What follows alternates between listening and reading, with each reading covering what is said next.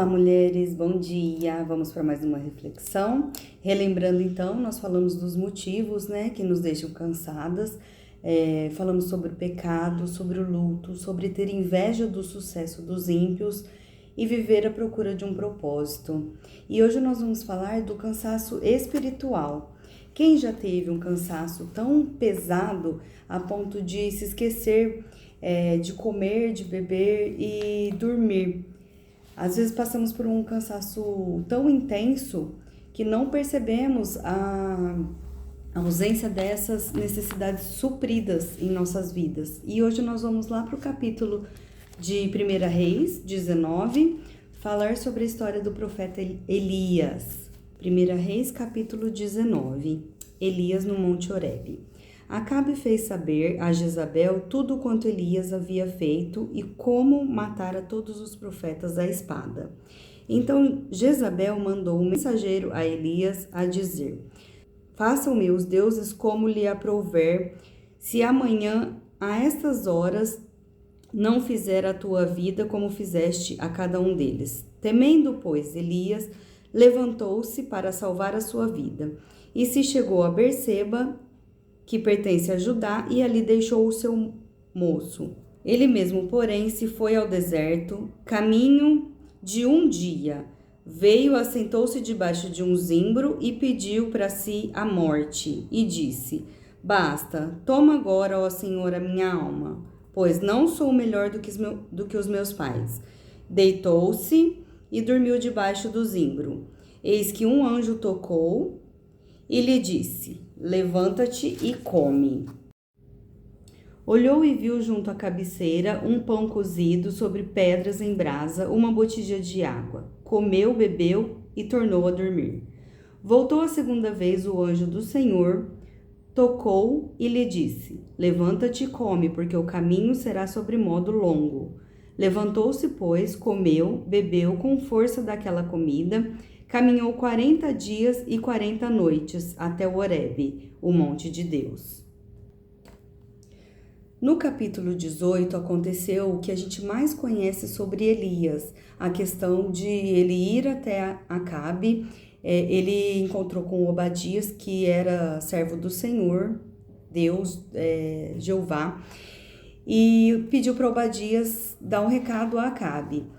Obadias pediu para que Elias não fizesse isso, porque ao voltar, se ele não estivesse lá, o rei Acabe poderia matar Obadias. E ele promete para Obadias que desta vez ele vai ficar, vai encontrar com Acabe e vai fazer uma proposta. E é quando ele propõe mostrar para o rei Acabe quem era o verdadeiro Deus, que eles colocam o boi e os profetas de Baal começam a interceder e se cortarem e gritarem, e o sacrifício não é consumido. E Elias pede para colocar água no dele e ele começa a interceder e o fogo vem e consome o boi dele, o sacrifício dele. Então isso dá um certo desconforto entre ele e Acabe. Acabe vem e conta isso para Jezabel, e é o capítulo 19, a qual acabamos de ler.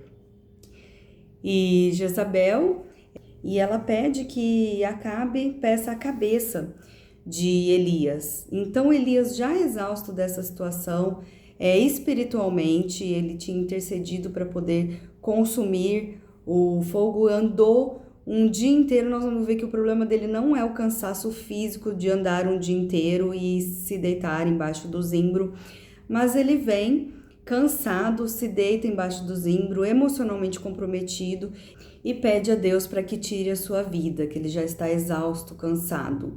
E o que acontece ali? Ele dorme, ele descansa. E aí vem um anjo do Senhor e põe aos pés dele comida, bebida. Ele come, bebe, dorme e descansa. E mais uma vez o anjo do Senhor o acorda, dá-lhe de comer, dá-lhe de beber. E Deus diz a ele por que ele está nessa caverna, E pede para ele sair e ir para o Monte Horebe. E no Monte Horebe tem uma outra situação famosa que vem.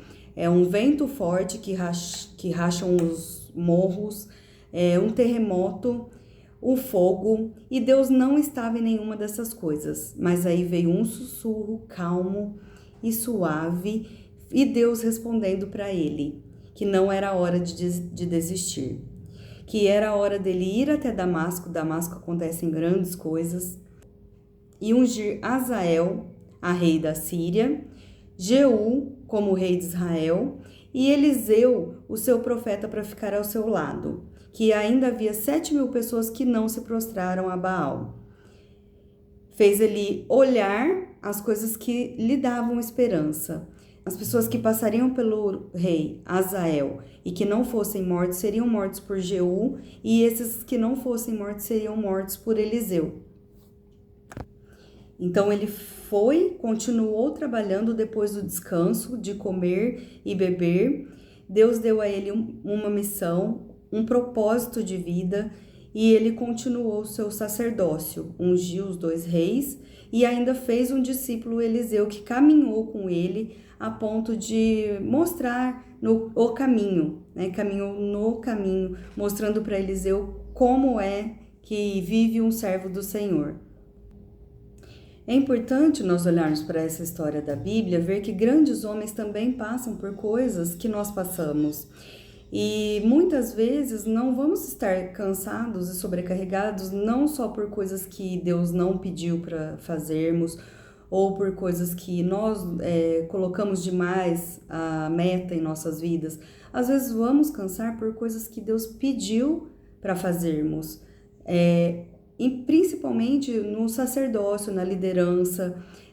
Dá um sentimento de impotência porque você quer mostrar o caminho para algumas pessoas e algumas ainda não estão no seu tempo, como essas 7.000 pessoas que não se prostraram.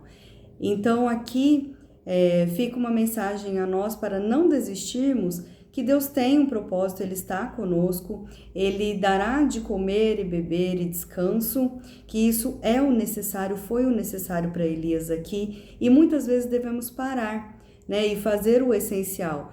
Salomão diz em Eclesiastes que na vida ele percebeu que era comer, beber, desfrutar, né, do seu trabalho. Aqui a gente vê que isso foi suficiente para fortalecer Elias nesse momento, né? E a presença de Deus, mostrando aquilo que dava esperança.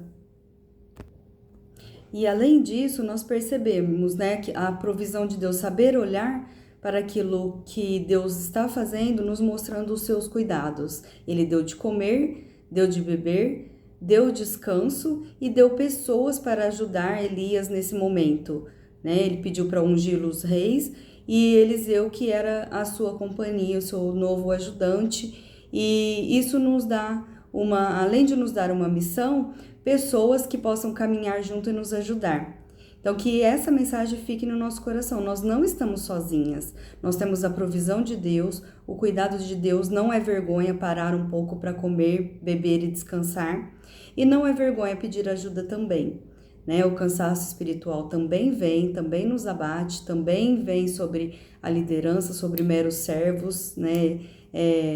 O menor dos dons talvez orar em línguas, né? A Bíblia diz para profetizar, procurar os maiores dons, mas os maiores no sentido de maior trabalho. Então, os líderes geralmente têm uma carga maior, um maior trabalho, uma cobrança excessiva, às vezes um sentimento de impotência, e isso abate espiritualmente. Então, não é vergonha comer, beber, descansar, né? Encontrar tempo nisso. Já vimos que descanso também é um mandamento, e não é vergonha necessitar de ajuda, precisar e pedir ajuda. Amém? Excelente dia, que Deus abençoe nossa semana e que nós possamos identificar qual é o motivo do nosso cansaço, para que nós tenhamos esperança no Senhor para melhorarmos a cada dia. Deus abençoe. Nas horas escuras da vida, Jesus está lá. Quando ninguém tem tempo pra mim, só alguém que eu conheço, Jesus. Nas horas amargas da minha vida, Jesus está lá. O único que, conhecendo minhas falhas, meus defeitos, ficou, Jesus.